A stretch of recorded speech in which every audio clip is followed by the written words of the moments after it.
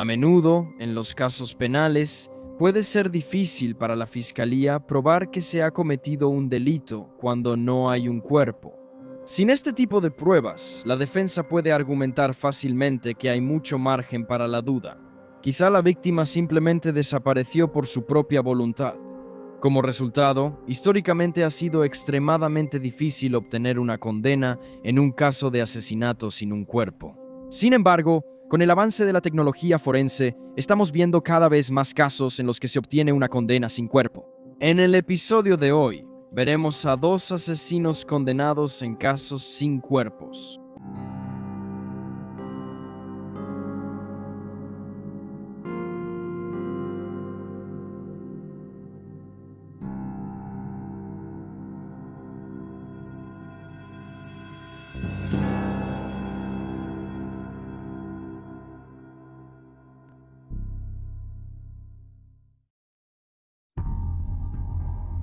Kinande Bennett, el 29 de septiembre de 2002, Bartasha McCulloch informó al personal de Kmart que su hija de 4 años, Kinande Bennett, estaba desaparecida. Según McCulloch, ambas habían visitado la tienda Kmart en Whiteville, Carolina del Norte, alrededor de las 5 en punto p.m., momento en el que la niña desapareció. Inicialmente, McCulloch afirmó que Kinande había desaparecido de un pasillo en la tienda, pero después declaró que entró al Kmart pensando que la niña de 4 años venía detrás de ella, pero al voltearse se dio cuenta de que ya no estaba. McCulloch y su hija vivían en Conway, Carolina del Sur, pero estaban de viaje para visitar al tío de Kinande en Whiteville. Aunque el personal ya había llamado a los servicios de emergencia, notaron que McCulloch no quería que lo hicieran. La policía local comenzó de inmediato a buscar en la tienda Kmart y en el área que la rodea, pero empezaron a sospechar cuando no pudieron encontrar testigos que hubieran visto a McCulloch con Kinande. Aunque había cámaras de seguridad en la tienda, no había señales de la niña de 4 años en las grabaciones. De hecho, los investigadores no pudieron encontrar ninguna evidencia de que la niña siquiera hubiera llegado al estado. Nadie excepto sus padres, McCulloch y Eddie Bennett Jr., quien usaba el nombre de Kevin, la había visto en los 2 días antes de que desapareciera. Las autoridades registraron el auto de la pareja, pero no había asiento para niño ni otras señales de que una niña pequeña hubiera estado presente, excepto un solo carrito de juguete Matchbox que encontraron atascado debajo de un asiento. A medida que los agentes policiales empezaron a dudar más de la historia de McCulloch, se acercaron más testigos del pueblo natal de la pareja, quienes afirmaron haber visto a Kinande con moretones en el hombro y la cara solo unos días antes de que desapareciera. Cuando le preguntaron sobre ellos, la niña de 4 años dijo, "Mi mami lo hizo". Mientras que un testigo sí confrontó a la madre de Kinande, McCulloch le dijo, "Le voy a dar una paliza por haberte contado". Alimentando aún más esta idea, un segundo testigo informó haber visto cortes en el cuerpo de la niña y marcas que parecían haber sido causadas por una correa. Y los abuelos de Kinande estaban tan preocupados por su bienestar que, el 29 de septiembre, el mismo día que desapareció, le dijeron a la policía de Conway que sospechaban que la niña de 4 años estaba siendo maltratada. No habían visto a Kinande en una semana y antes de contactar a la policía, fueron a confrontar a su hija con sus sospechas. Pero aunque escucharon a alguien moviéndose dentro de su departamento, nadie abrió la puerta. Los investigadores notaron que ambos padres de Kinande parecían desinteresados en su caso y nunca pidieron actualizaciones después de la primera semana de la investigación. Además, McCulloch no pasó una prueba de polígrafo relacionada con la desaparición de su hija, mientras que el padre de Kinande, Kevin Bennett, se negó a tomar una, aunque a ambos se les tomaron muestras de sangre y saliva. Según las autoridades, ambos no cooperaron y ambos tenían inconsistencias en sus historias. Cuando le dijeron a McCulloch que no había pasado su prueba de polígrafo, según se informa, lloró. Un oficial le dijo, "Ambos sabemos que lo que le pasó a esa niña no ocurrió en Carolina del Norte. Ocurrió en ese departamento, ¿verdad?". Aquí, la madre de Kinande asintió, según se informa. Sin embargo, cuando le pidieron que los llevara al lugar donde estaba el cuerpo, les dijo que no podía. Después de recuperar la compostura, McCulloch se retractó de su confesión anterior y sostuvo que había perdido a su hija mientras estaba en la tienda Kmart. Cuando la policía registró la casa de la familia en Conway, las cosas empeoraron. Los investigadores notaron que la casa había sido desinfectada con cloro, cuyo olor aún permanecía en el aire. 3 botellas de la sustancia, Un trapeador húmedo y varias toallas estaban a la vista. McCulloch afirmó que estaba limpiando el departamento en preparación para una próxima inspección de las autoridades de vivienda, pero los oficiales creyeron que estaba intentando limpiar la escena de un crimen. Los que registraron la casa encontraron manchas de transferencia, que son manchas que quedan cuando se limpian salpicaduras de fluidos, las cuales coincidían con el ADN de Kinande. Las autoridades dijeron que la escena sugería que había ocurrido una agresión física. Además, los juguetes y la ropa de Kinande habían sido tirados, como si sus padres no creyeran que ella volvería a casa, y tanto McCulloch como Bennett usaron el tiempo pasado al hablar de su hija desaparecida. En febrero de 2003, los padres de Kinande fueron arrestados y acusados de homicidio por maltrato infantil en relación con el caso de su hija. Los investigadores afirmaron que la evidencia de ADN encontrada en el departamento probaba que la niña de 4 años había muerto en Conway y que nunca siquiera había puesto un pie en Carolina del Sur. Esto, combinado con las numerosas declaraciones de testigos sobre el abuso de Kinande, llevó a que la pareja fuera acusada. Sin embargo, aproximadamente al mismo tiempo, los padres acusaron a la policía de racismo, ya que sentían que no realizaron suficientes búsquedas para encontrar a su hija. 2 años después, en octubre de 2005, los cargos contra Bennett fueron retirados por falta de pruebas suficientes. Sin embargo, McCulloch fue acusado de más delitos, incluyendo negligencia ilegal hacia un menor e infligir daños corporales graves a un menor. Durante todo su juicio, McCulloch mantuvo su inocencia. La fiscalía teorizó que la muerte de Kinande no fue intencional y que su madre entró en pánico e intentó ocultar el crimen. Sin embargo, la defensa de la madre dijo que McCulloch siempre había sostenido que no era culpable y que el Estado no tiene pruebas que demuestren lo contrario. A pesar de esto, el jurado deliberó solo durante 4 horas antes de emitir un veredicto de culpabilidad. McCulloch fue declarado culpable de todos los cargos y sentenciado a 20 años de prisión. Según los informes, ella rompió en llanto y se aferró a una Biblia al escuchar el veredicto, y su familia parecía visiblemente alterada por la noticia. El padre de McCulloch, quien fue el que denunció el abuso de su nieta a la policía, cree que su hija es inocente. En los años desde entonces, McCulloch nunca le ha dicho a los investigadores qué pasó ni dónde está el cuerpo de Kinande. La describen como una niña inteligente y bien educada que podía leer palabras sencillas y contar hasta 30. Le encantaba Bob Esponja pantalones cuadrados.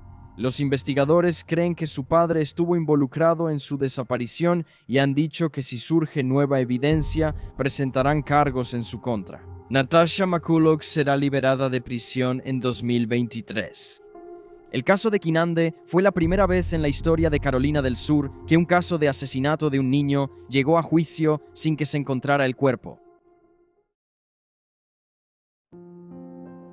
Thora Chamberlain. Thora Afton. Chamberlain fue vista por última vez afuera de la preparatoria Campbell en Campbell, California, justo después de terminar sus clases la tarde del 2 de noviembre de 1945. La joven de 14 años planeaba asistir a un partido de fútbol americano más tarde ese día, pero al salir del establecimiento fue detenida en Winchester Road por un hombre en un vehículo. Compañeros de clase vieron a la adolescente, que llevaba un abrigo, un suéter azul, una blusa blanca y una falda roja, hablando con el hombre que parecía ser un militar, ya que vestía un uniforme de la Marina. El hombre le estaba pidiendo que cuidara a los hijos de su hermana por la tarde, ya que necesitaban a alguien de último momento. Thora, sin saber el peligro de subirse a vehículos de desconocidos, se subió al auto del hombre. Nunca se le volvió a ver ni se volvió a saber de ella. No pasó mucho tiempo antes de que las autoridades encontraran a su principal sospechoso. Thomas Henry McMonigle, de 31 años, un criminal de carrera, comenzó a atribuirse el asesinato de Thora. Al principio la policía era escéptica porque él dio varias versiones diferentes del crimen. Que la apuñaló, le disparó, la estranguló, o que ella se cayó de su auto, murió accidentalmente, o que ni siquiera la mató. El historial de arrestos de McMonigle incluía cargos por agresión, vagancia e intento de violación. Él había atacado previamente a otra joven, lo cual fue lo que hizo que los investigadores lo consideraran como un posible sospechoso. Según se informa, la familia de esta joven había decidido no presentar cargos. Después de convertirse en el principal sospechoso de la desaparición de Thora Chamberlain, McMonigle huyó a la casa de su padre en Illinois. El 6 de diciembre regresó a California tomando un autobús hacia San Francisco. Intentó quitarse la vida en el autobús tomando una sobredosis de pastillas para dormir, pero pronto se recuperó después de recibir tratamiento en un hospital. Inmediatamente después de ser dado de alta, fue arrestado por el FBI. Varios compañeros de clase de Tora lo identificaron como el hombre en el auto que estaba hablando con ella. En algún momento, él afirmó que simplemente le había pedido indicaciones y que habían dado vueltas juntos en el auto para que ella le mostrara a dónde quería ir. Dijo que después se sintió somnoliento y se detuvo para dormir, y que cuando despertó, Thora ya no estaba.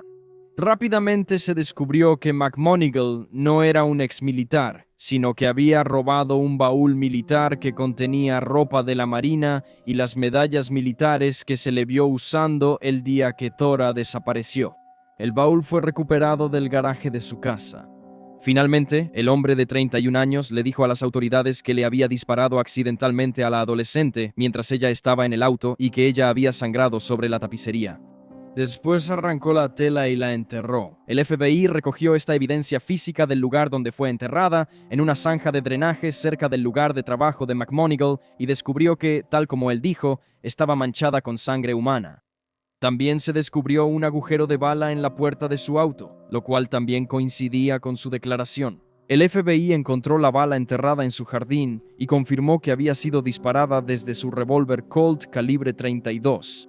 Al igual que sus declaraciones contradictorias sobre lo que le sucedió a Thora, McMonigle dio versiones diferentes sobre lo que ocurrió con su cuerpo después. En una versión, dijo que la había arrojado por un acantilado empinado de 350 pies, conocido como la Diapositiva del Diablo, que daba a la bahía Half Moon en la costa. Esta versión es la más ampliamente aceptada. Buzos intentaron buscar el cuerpo, pero sin éxito. Sin embargo, un periodista en 1945 señaló que era posible que la fuerza del agua hubiera destrozado el cuerpo de Thora. Sin embargo, los buscadores del acantilado encontraron dos pares de calcetas, una azul y una roja, que coincidían con la ropa que llevaba la joven de 14 años el día que desapareció. Las calcetas se encontraron en dos grietas diferentes a mitad del acantilado y los padres de la adolescente las identificaron. Como McMonigle estaba trabajando en un sitio de construcción en el momento de la desaparición de Thora, las autoridades sospecharon que lo había usado como lugar para deshacerse del cuerpo. Y, efectivamente, descubrieron que él había pedido permiso a su jefe para rellenar una zanja cercana con tierra y bloques de concreto. Debajo de los escombros, los investigadores encontraron los zapatos de Thora, sus libros escolares, papeles, una carpeta y su cencerro. McMonigle continuó diciendo a las autoridades que su ropa estaba enterrada en su jardín, pero una excavación en el lugar no arrojó más pruebas sobre la desaparición de la joven de 14 años. Finalmente, aunque el cuerpo de Thora nunca fue encontrado, McMonigle fue acusado de su asesinato. Los fiscales teorizaron que él la mató después de que ella rechazara sus avances y que arrojó su cuerpo por el acantilado, donde fue llevado por el mar.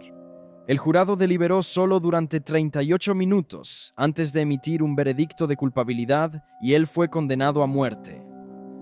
Aunque el hombre de 31 años afirmó haber matado a 11 personas, las autoridades no buscaron más cargos, ya que de todas formas iba a ser ejecutado. En febrero de 1948, McMonigle fue ejecutado en una cámara de gas. Justo antes de morir, McMonigle se retractó de todas sus declaraciones anteriores y afirmó que era inocente y que no estaba involucrado en la desaparición de Thora. Y ahí tienes los hechos. Por favor, deja un comentario aquí abajo con tus propias teorías y especulaciones y recuerda darle like a este video y suscribirte para apoyar al canal. También puedes apoyarnos en Patreon para tener la oportunidad de que tu ciudad natal aparezca en un próximo episodio de Detective de Casos Fríos. Gracias por vernos. Mantente alerta, mantente seguro y nos vemos la próxima vez.